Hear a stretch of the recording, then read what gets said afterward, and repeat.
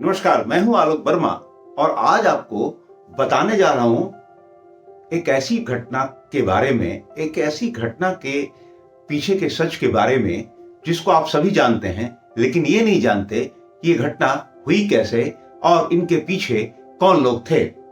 जी हां, मैं बात कर रहा हूं हल्द्वानी हिंसा की, जो हाल ही में भड़की थी और काफी ज्यादा उससे माहौल तनावपूर्ण हो गया था। देश में सांप्रदायिक सद्भाव बिगड़ने का खतरा हो गया था।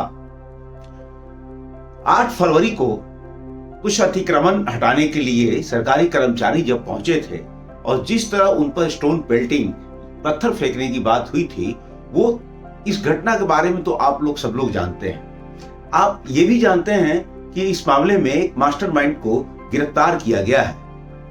लेकिन मैं आपको यह बताने जा रहा हूं कि ये पूरी साजिश कैसे सीमा पार से रची गई थी और कैसे पाकिस्तान में बैठे हैंडलर भारत में माहौल खराब करने की कोशिश कर रहे थे।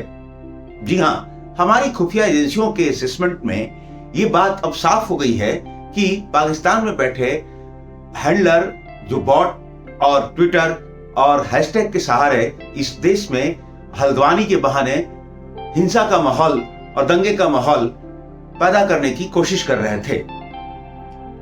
सबसे पहले तो मैं आपको बताऊं कि जब हल्द्वानी में ये घटना हुई, जब हिंसक झड़प हुई, तो अचानक सोशल मीडिया पर 3 हैशटैग क्रिएट हुए जिन्होंने ट्रेंड भी किया।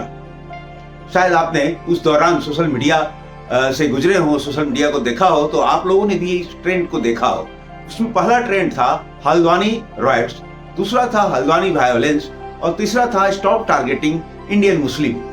जी हाँ, ये तीनों टारगेट थे जिनके सोर्स के बारे में पता करने पर खुफिया एजेंसियों को ये पता चल चुका है कि यह पाकिस्तान से ट्रेंड को क्रिएट किया गया था और इस हैशटैग पर ज्यादातर जो सोशल मीडिया पोस्ट हो रहे थे वो भारत के खिलाफ थे। वो हल्द्वानी हिंसा में एक तबके को भड़काने का काम कर रहे थे। इसके अलावा और भी बहुत सारे हैशटैग थे जो पाकिस्तान से ही ट्रेंड करवाए गए थे, लेकिन ये 3 हैशटैग सबसे सक्रिय थे।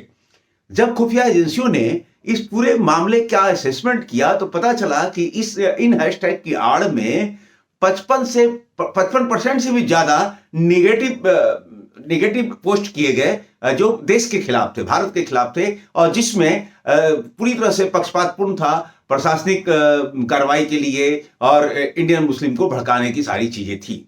इसके अलावा तब जब ये सारी चीजें खुफिया एजेंसियों के सामने आई तो खुफिया एजेंसियों की जांच और आगे बढ़ी और पता चला कि कुछ वो हैंडलर कौन से हैं, ये खुफिया एजेंसियों ने पता करने की कोशिश की। तो मैं आपको स्क्रीन पर दिखाऊंगा अभी कुछ हैंडलर्स की तस्वीर है और उनके हैंडलर्स के वो भी जो @ ऑफ उनका हैंडल होता है वो भी।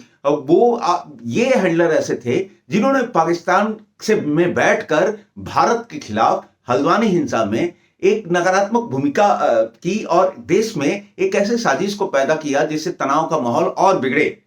मानना यह है खुफिया एजेंसियों का कि इसी के चलते हल्द्वानी में और ज्यादा हिंसक घटनाएं हुई जो हम आप सब लोग जानते हैं और जिसके बाद एक मास्टरमाइंड को गिरफ्तार भी किया गया। उस मास्टरमाइंड से भी पूछताछ में पुलिस को बहुत कुछ पता चला, खुफिया एजेंसियां भी उससे पूछताछ कर रही हैं।